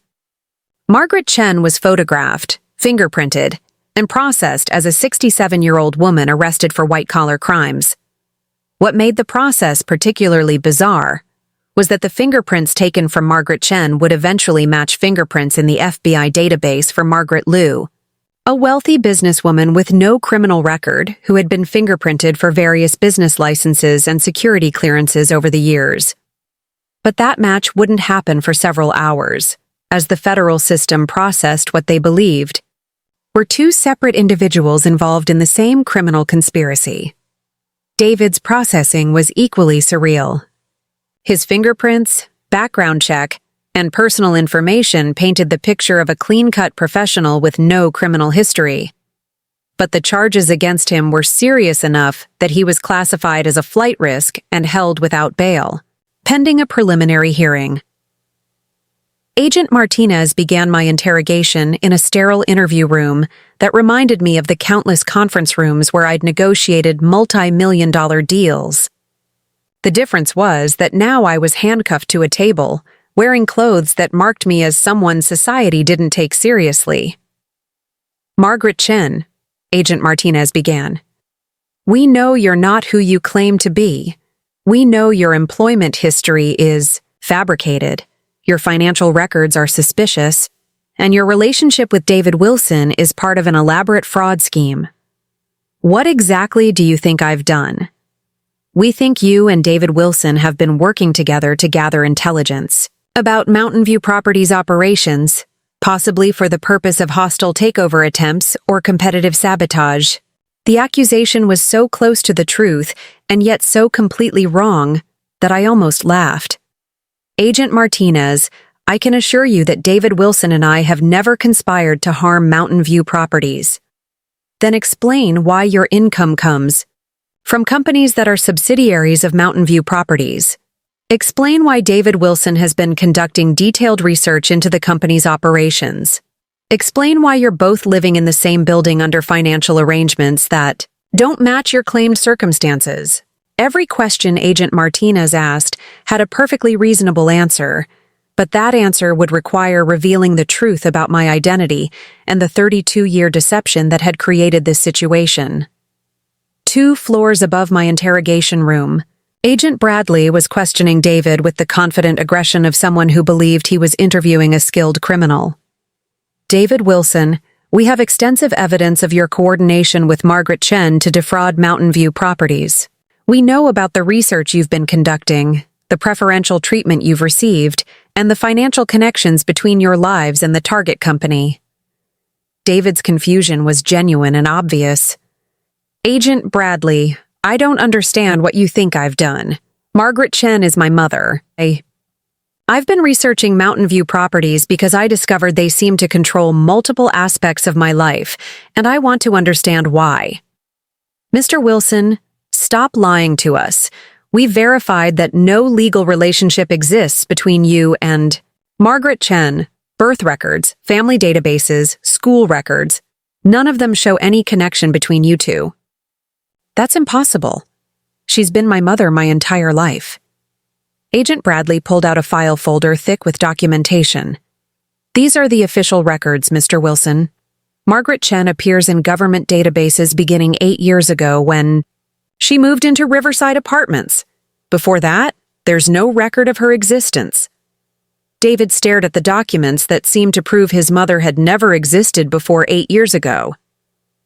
"Furthermore," Agent Bradley continued, "Margaret Chen's claimed employment with various janitorial companies cannot be verified. The companies she lists as employers have no record of her in their payroll systems. There has to be some mistake. The mistake, Mr. Wilson, is thinking we wouldn't discover your fraud scheme. What we want to know is who you're working for. What competing company hired you and Margaret Chen to infiltrate Mountain View Properties? Harrison Blake's arrival at the federal building created exactly the kind of commotion I'd been hoping to avoid. As chairman of Mountain View Properties Board of Directors and one of Denver's most prominent corporate attorneys, his presence immediately elevated the profile of what federal agents had assumed was a relatively routine fraud case. "I'm here to represent Margaret Chen and David Wilson," Harrison announced to the desk sergeant. "Are you representing them separately or together?" the sergeant asked. "Together. Their family." The sergeant checked his paperwork. "Sir, our records show no documented family relationship between the suspects." "Sergeant, I can assure you that Margaret Chen and David Wilson are mother and son. The lack of documentation is complicated, but it doesn't change their family relationship." Harrison's statement was immediately reported to Agent Martinez and Agent Bradley, who now had a prominent attorney confirming the family relationship that their investigation had concluded was fabricated. Agent Martinez called an emergency conference, with the federal prosecutor assigned to the case. The arrival of Harrison Blake and his confirmation of the family relationship raised questions about the investigation's findings. If Margaret Chen and David Wilson are actually related, Agent Martinez said, then our theory about them being criminal partners doesn't hold up. Family members gathering information about companies that affect their lives isn't necessarily criminal conspiracy. Assistant U.S. Attorney Patricia Reynolds reviewed the case file with growing concern, but the financial connections still suggest fraud. Margaret Chen's income comes from Mountain View Properties subsidiaries, and David Wilson's rent is subsidized below market rates. That indicates some kind of financial manipulation. Unless, Agent Bradley suggested, Margaret Chen has some legitimate relationship with Mountain View Properties that explains the financial connections. AUSA Reynolds picked up her phone. "I'm calling Mountain View Properties directly. We need to speak with someone in authority about their relationship with these two suspects." The call from the U.S. Attorney's Office reached Jennifer Walsh, Harrison Blake's executive assistant, who was fielding calls while Harrison was at the federal building. "This is Assistant U.S. Attorney Patricia Reynolds. We have two suspects, in custody, who claim to be related to Mountain View Properties. We need to speak with someone in authority about Margaret Chen and David Wilson." Jennifer Walsh, who had scheduled David's meeting with Harrison for the previous day and knew about the board's investigation, was prepared for this call. "Ms. Reynolds, I believe there's been a significant misunderstanding. Margaret Chen and David Wilson are not criminal suspects. They're family members of Mountain View Properties ownership." "Family members of the ownership?" "Yes, ma'am. Margaret Chen is... well, this is going to sound complicated. Margaret Chen is actually Margaret Liu, the majority shareholder of Mountain View Properties. David Wilson is her son." AUSA Reynolds stared at her phone. "You're telling me that we've arrested the owner of Mountain View Properties and her son for defrauding Mountain View Properties?" "That's exactly what I'm telling you." The phone call from Mountain View Properties' corporate office sent shockwaves through the federal investigation.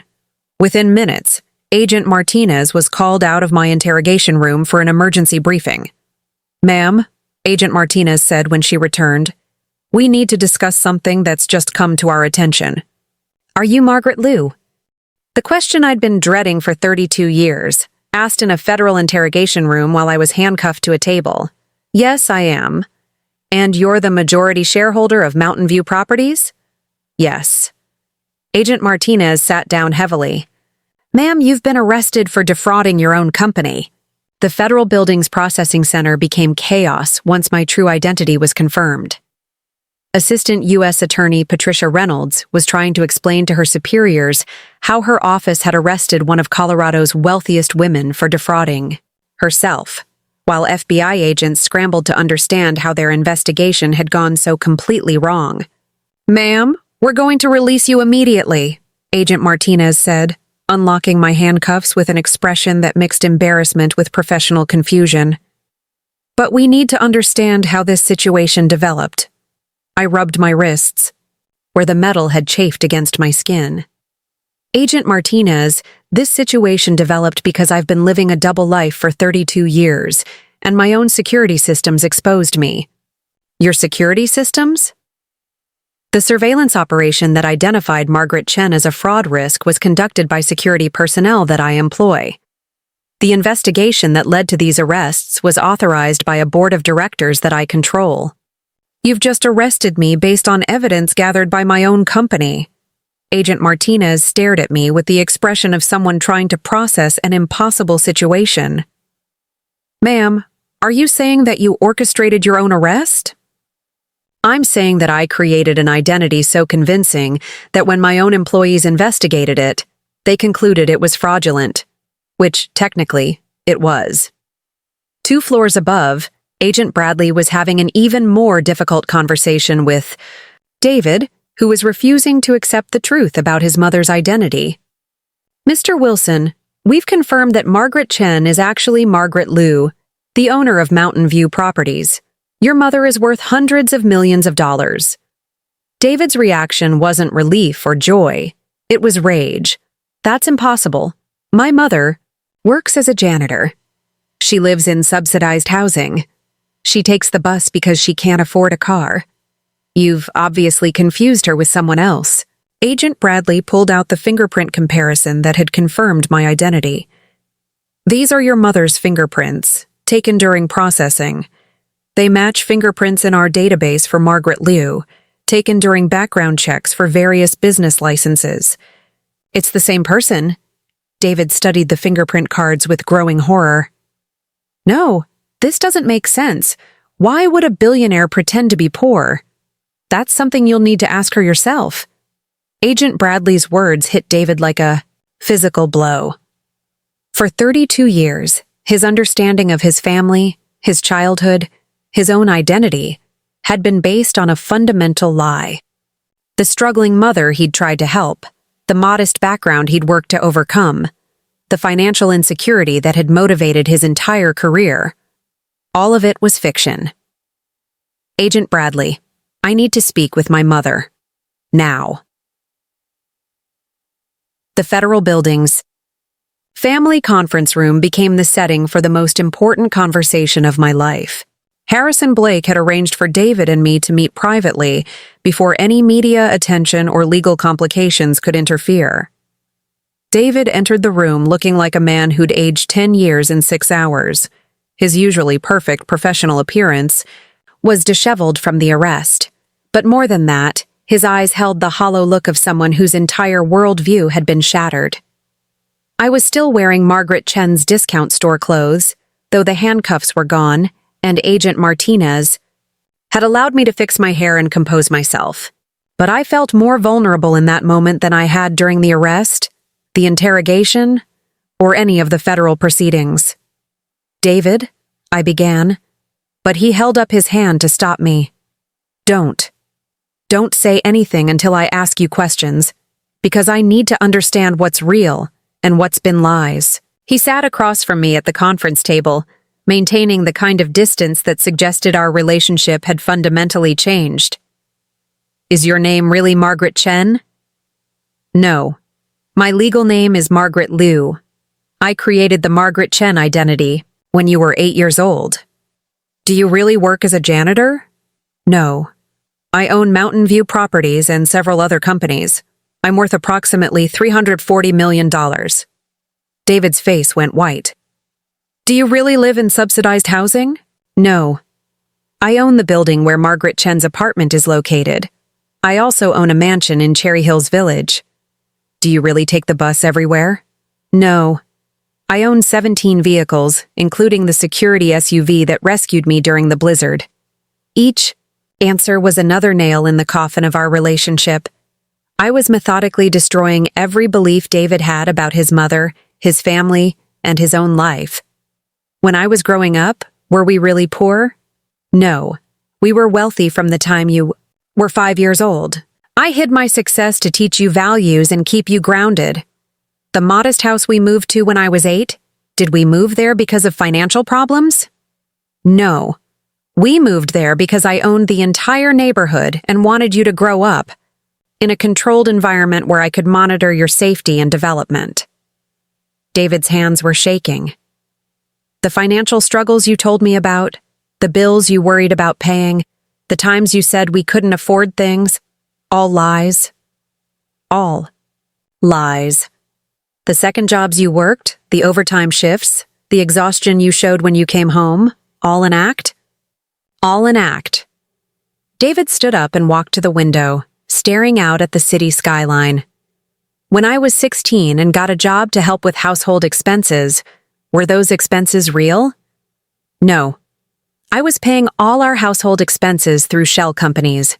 Your job was unnecessary, but I thought it would teach you work ethic. When I turned down college opportunities because I didn't want to burden you with debt, was that debt real? No. I could have paid for any college in the world without affecting my finances. David turned back to face me, and I saw tears in his eyes for the first time since he was a child. When I chose my career based on wanting to support you in your old age, was that necessity real? No. I've been supporting myself and you the entire time. My scholarship to Colorado State, that came from you? Yes. I created the Colorado Opportunity Foundation specifically to pay for your education. My job at Morrison & Associates, you arranged that too? I made investments in the company to keep them operational and ensure they'd have positions available for qualified candidates. My apartment at Riverside, you've been my landlord for 3 years? Yes. My rent that's below market rate, you've been subsidizing my housing? Yes. David sat down heavily, putting his head in his hands. My entire adult life has been a lie. Every achievement I thought I'd earned, every success I was proud of, every moment of independence I believed I'd gained. It was all orchestrated by my billionaire mother pretending to be poor. There's more, isn't there? David asked, looking up at me with eyes that held more pain than I'd ever seen. Tell me everything. I want to know the full scope of how you've manipulated my life. Your first job interview at Morrison & Associates. I arranged for you to meet the hiring manager at a coffee shop I owned, where I'd instructed the staff to provide exceptional service that would put you in a good mood before the interview. The real estate conference where you met Sarah, I sponsored that conference and ensured you'd be seated at tables with other young professionals who matched your interests and social goals. David's face went ashen. You orchestrated my meeting, Sarah? Not directly, but I created environments where you were likely to meet someone compatible with your personality and career ambitions. What about Sarah's family? Her father's investment firm? Please tell me you don't have connections there too. I hesitated, and David saw the truth in my expression. Oh my God, you do, don't you? Patterson Investment Group has been a client of my financial advisors for 8 years. When David Patterson was looking to expand his West Coast operations, I provided anonymous backing through shell companies. David stood up again, pacing the small room like a caged animal. You've been financially connected to my wife's family for years? It's not what you think. What I think is that my entire life has been a carefully managed production, with you as the director and me as the unwitting actor. What I think is that nothing in my adult life has been real or authentic or mine. David, please let me explain why I did this. Why? Why would you lie to me for 32 years? Why would you manipulate every aspect of my life while pretending to be someone you're not? Because I wanted you to develop authentic values. I wanted you to appreciate hard work, understand the value of money, and build character without the corruption that comes from inherited wealth. David laughed, but there was no humor in it. Character? You think lying to your child for 3 decades builds character? You think manipulating his entire life while pretending to be poor teaches authentic values? I thought if you grew up believing we were struggling, you'd develop empathy for people who actually struggle. I thought if you worked for your achievements, you'd appreciate them more. And instead, you created a son who's ashamed of his background, embarrassed by his mother, and desperate to escape his family history. You created exactly the kind of person you were trying to prevent me from becoming. Does Sarah know? David asked suddenly. Know what? About you. about the money, about any of it. No, Sarah has no idea who I really am. David sat down again, his face in his hands. Sarah's been treating you badly because she thinks you're poor. She's been embarrassed by you, condescending to you, excluding you from our lives because she thinks you're beneath her social status. I know. And you let her treat you that way. I thought it was important for you to choose a partner based on your own judgment, not my approval or disapproval. But Sarah's judgment was based on false information. She's been rejecting my mother because she thinks my mother is a janitor, not knowing that my mother could buy her family's entire investment firm. David looked up at me with an expression of dawning horror. That night during the blizzard, when Sarah and I sent you out into the storm, we sent a billionaire out to walk through a blizzard because we were embarrassed to have you stay overnight when her wealthy parents were visiting. Yes, we chose her parents' comfort over your safety because we thought they were more important than you. Because we thought they had higher social status than you. Yes. Who am I? David asked, his voice barely above a whisper. If everything I've believed about my family, my background, my achievements is false, then who am I really? You're my son. You're intelligent, hardworking, compassionate, and strong. Those qualities are real, regardless of the circumstances that shaped them. But those circumstances were all fake. The struggles that I thought made me strong never happened. The poverty that I thought taught me empathy was fiction. The financial insecurity that motivated my career was imaginary. David stood up and walked to the door, then turned back to face me. I don't know if the person I've become is real or just a product of your manipulation. I don't know if my values are authentic or just responses to fictional circumstances. I don't know if my love for you is genuine or just programmed by 32 years of lies. There's something else we need to discuss, David said, his voice getting harder. Sarah is pregnant. Our child is going to be born into this mess. David, our child is going to have a grandmother who's worth hundreds of millions of dollars. But Sarah and I have been planning our finances based on the assumption that we'll be supporting an elderly mother with no resources. I can help. With what? Money? You've been helping with money the entire time, and we never knew it. What else have you been helping with that we don't know about? David's question hung in the air like an accusation. The obstetrician Sarah is seeing, Dr. Richardson, he's considered one of the best in Denver. Did you arrange that too? My silence was answer enough. The prenatal classes, the hospital where Sarah's planning to deliver, the pediatrician we've chosen for the baby. How much of our pregnancy planning have you been orchestrating? I've only ensured that you have access to the best possible care. Without our knowledge, without our consent, you've been managing our pregnancy like you've been managing everything else in our lives. David, I know this is overwhelming, but my love for you has always been real. Everything I've done has been to protect you and ensure your happiness. Your love? David's voice rose. You think love involves lying to someone for their entire adult life? You think love means manipulating every aspect of their existence without their knowledge? I thought love meant sacrificing my own desires for your well-being. Sacrificing? You didn't sacrifice anything. You've been living a double life, playing elaborate games with real people's emotions and futures. You've been entertaining yourself by manipulating your own son. That's not fair. Fair? You want to talk about fair?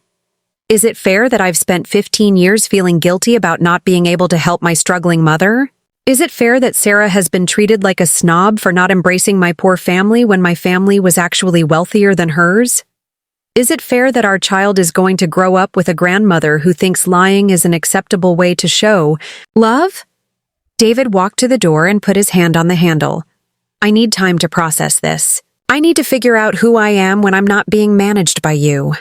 I need to understand what in my life is real and what's been manufactured. How much time? I don't know. Maybe years, maybe forever. David opened the door, then turned back for one final statement. Mom, or Margaret, or whoever you really are, I want you to stay away from me, from Sarah, and from our child. I want you to stop manipulating our lives, stop controlling our circumstances, and stop pretending to be someone you're not. I want to build a life that's actually mine, with achievements that I actually earned, in circumstances that are actually real. And I can't do that while you're pulling strings behind the scenes. David, please. Goodbye, Margaret. I hope someday you understand that love based on lies isn't love at all. It's just another form of control. David left the conference room, leaving me alone with the wreckage of 32 years of careful planning. The federal charges would be dropped, the media attention would eventually fade, and the legal complications would be resolved. But the relationship with my son, the reason I'd created this elaborate deception in the first place, was over. In trying to give David everything, I'd lost him completely. In trying to teach him authentic values, I'd destroyed his ability to trust authenticity. In trying to protect him from the corrupting influence of wealth, I'd corrupted our relationship beyond repair. The truth was finally out, but the cost was higher than I'd ever imagined. The news broke on Channel 7's evening broadcast while I was still in Harrison's office, trying to process the wreckage of my relationship with David. The headline scrolled across the bottom of the screen. Colorado. Billionaire arrested for defrauding own company in elaborate 32-year deception. Margaret, Harrison said, turning up the volume. We have a problem. The lead story featured footage of David and me being led out of the federal building in handcuffs, followed by an interview with FBI agent Martinez explaining how the investigation had uncovered one of the most sophisticated identity fraud schemes in Colorado history. Sources close to the investigation tell us that Margaret Liu, founder of Mountain View Properties, has been living a double life as Margaret Chen, a janitor, for over 3 decades. The deception was so complete that her own son, David Wilson, believed his mother was living in poverty while she secretly controlled a $340 million real estate empire. The story painted me as an eccentric billionaire who had manipulated her own son for entertainment, while David was portrayed as the innocent victim of a wealthy mother's psychological games. My phone started ringing immediately. Board members, business partners, property managers, employees, everyone connected to my empire wanted explanations for why their boss had been arrested by federal agents. Within 48 hours of the story breaking, Mountain View Properties began hemorrhaging business. Relationships. The board of directors called an emergency meeting to discuss whether my continued leadership was viable given the negative publicity. Margaret, said Patricia Williams, the retired federal judge on my board, the media coverage is calling into question your judgment, your stability, and your fitness to run a major corporation. We're getting calls from investors who want to pull their funding. Thomas Chen, the former FBI investigator, was more direct. 3 major clients have already terminated their contracts. They're saying they can't work with someone who spent 30 years lying to her own family. If we don't take action, we're going to lose everything we've built. The irony wasn't lost on me. The same board members who had authorized my investigation for corporate espionage were now questioning whether I could be trusted to run the company I'd built from nothing. I'm prepared to step down as CEO if that's what the board thinks is best, I said, though the words felt like admitting defeat. Margaret, we don't want you to step down, Patricia said, but we need some kind of public explanation or apology. The business community needs to understand that this was an isolated personal situation, not a reflection of how you conduct professional relationships. But how do you apologize for loving your child? How do you explain that everything you did was motivated by wanting to give him a better life? The revelation that I'd been working as a janitor while secretly owning the company created chaos among my employees. Carlos Rodriguez, my head of security, submitted his resignation within a week. Ms. Liu, he said during our final meeting, I can't continue working for someone who was essentially spying on her own company. Every security protocol I've implemented, every safety measure I've recommended, was based on the assumption that we were protecting you from external threats. Now I discover that you were the threat we should have been monitoring. The property management staff at Riverside Apartments was equally demoralized. Linda Morrison, who had managed the building for 5 years, couldn't reconcile the woman she'd known as a concerned landlord with the tenant she'd thought was a struggling elderly woman. Mrs. Liu, I've been filing reports about Margaret Chen's welfare for months. I've recommended resources for elderly tenants, suggested community programs for low-income residents, and worried about her safety during severe weather. Finding out that Margaret Chen was actually my boss makes me feel like I've been part of some kind of elaborate joke. While I was dealing with corporate damage control, David was facing his own media crisis. Real estate development in Denver is a small industry, and everyone knew that David Wilson was the son whose billionaire mother had been arrested for pretending to be poor. Sarah's parents, Richard and Patricia Patterson, handled the situation, with the kind of strategic thinking that comes from decades of managing wealth and reputation. David, Richard Patterson said during a family meeting at their Malibu home, "You need to get ahead of this story. Right now, the narrative is that you're either complicit in your mother's deception or you're incredibly naive. Neither option is good for your career." Patricia Patterson had already retained a public relations firm to manage the family's response to the scandal. "We've drafted a statement positioning you as the primary victim of your mother's psychological manipulation," she explained. "The angle is that you're a hard-working professional who was deceived by a mentally unstable relative and is now working to rebuild his life based on authentic achievements." David read the draft statement, which painted me as a woman who had used her wealth to engage in psychological manipulation and emotional abuse of her own child. "I can't release this," David said. "Whatever else she did, she's still my mother." "David," Sarah said, her voice tired from months of pregnancy and stress, "your mother destroyed our trust in everything. She manipulated our relationship, our careers, our finances, and our future. The baby is due in 3 months, and I need to know that we're going to be okay financially and professionally. If you don't distance yourself from her publicly," Richard added, "potential employers are going to question your judgment and your ability to make sound business decisions." David's first step toward independence was attempting to untangle his finances from my influence. What he discovered was that separating from a billionaire mother's resources was more complicated than he'd imagined. His apartment lease at Riverside was paid up for 2 years in advance, payments that had come from one of my subsidiary companies. His health insurance was provided through Morrison and Associates, which was kept operational by my investments. His car loan had been guaranteed by a shell company I controlled. Even his credit history had been enhanced by my financial backing.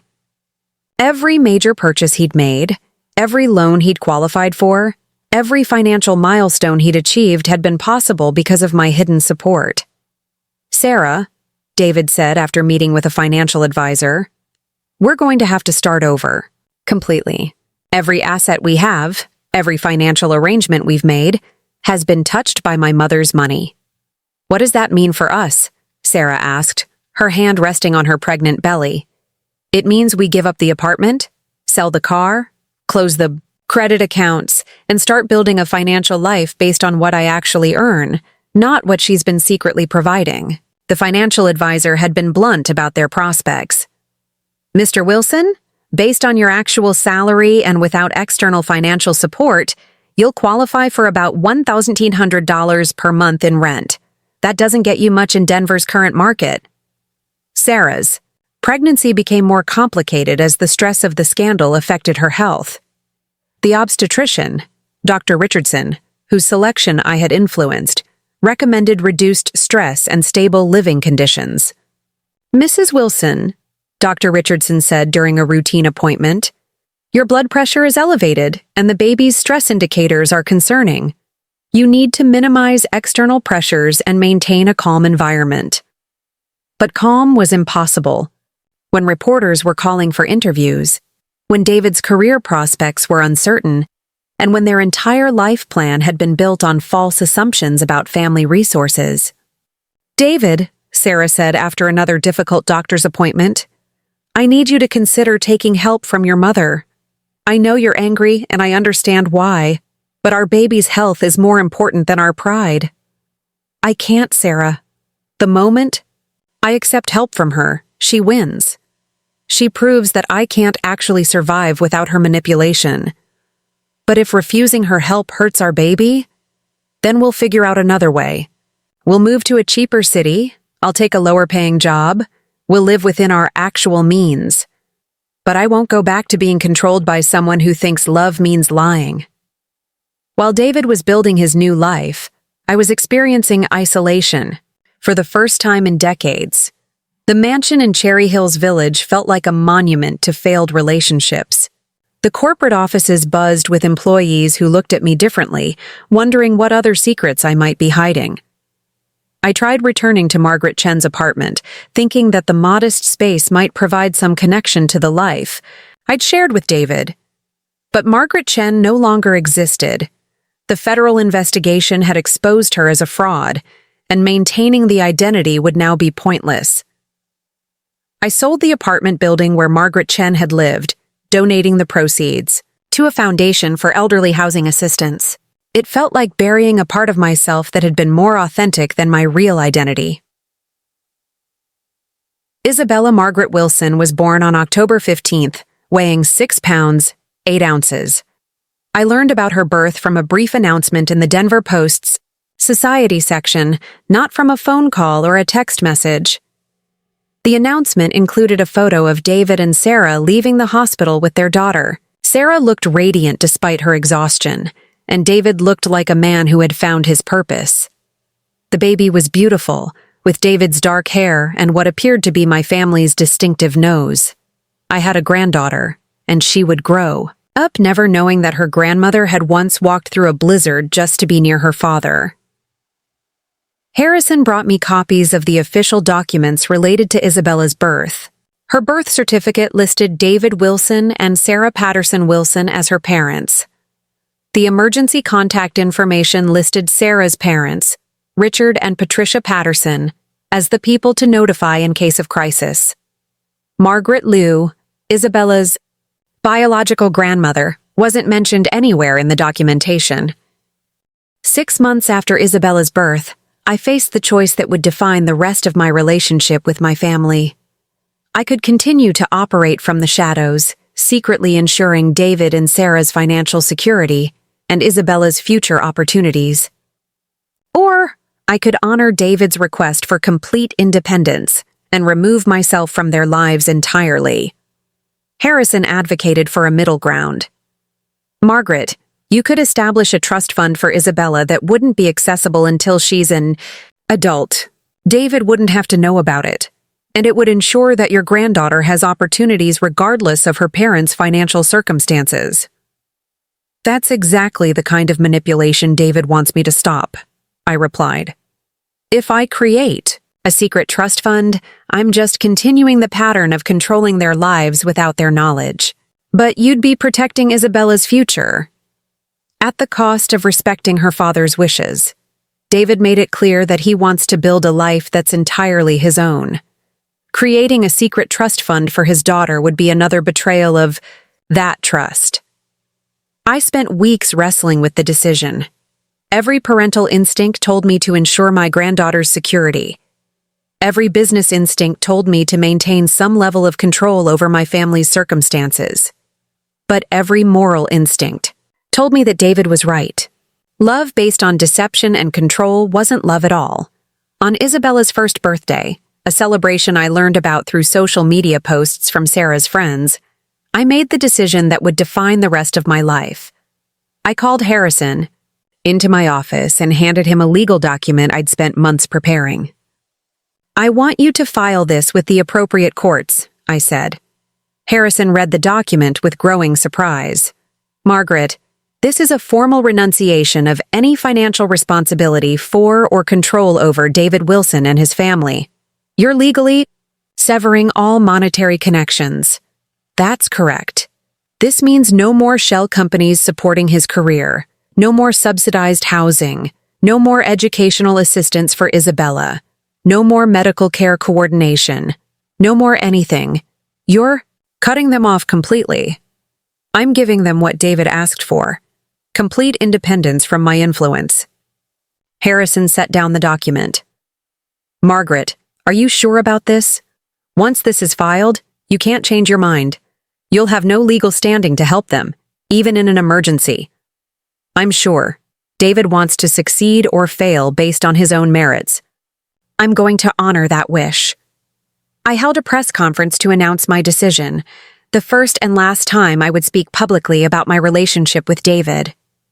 Ladies and gentlemen, I said, standing at a podium in the lobby of the Meridian building, I want to address the speculation about my family situation and my business practices. 18 months ago, my son David Wilson discovered that I had been concealing my financial success from him for 32 years. He was right to be angry about my deception, and he was right to demand independence from my influence. Today, I am publicly renouncing any financial connection to my son and his family. I will not provide direct or indirect support for their careers, their housing, their child's education, or any other aspect of their lives. This decision is not an abandonment. It is an acknowledgement that my son deserves the right to succeed or fail based on his own talents and choices without interference from me. I hope that someday David will understand that letting him go is the most authentic way I know how to love him. Today, as I write this, it's been 3 years since that snowy night when David sent me out into the blizzard. 2 years since I last spoke to my son. 1 year since I last saw a photo of my granddaughter. David and Sarah moved to Portland, where David works for a small sustainable development firm. According to LinkedIn, he's been promoted twice and is now a senior project manager. They live in a modest house in a family-friendly neighborhood, and Sarah has returned to work part-time while Isabella attends daycare. They appear to be happy. Their social media shows family vacations to national parks, weekend trips to farmers markets, and birthday parties in their backyard. It's the kind of authentic, middle-class life that I tried to teach David to value during those years when I pretended to be poor. The irony is that he finally achieved it by rejecting everything I'd given him. Mountain View Properties survived the scandal, though it took 2 years to rebuild the trust and business relationships that were damaged by the revelation of my deception.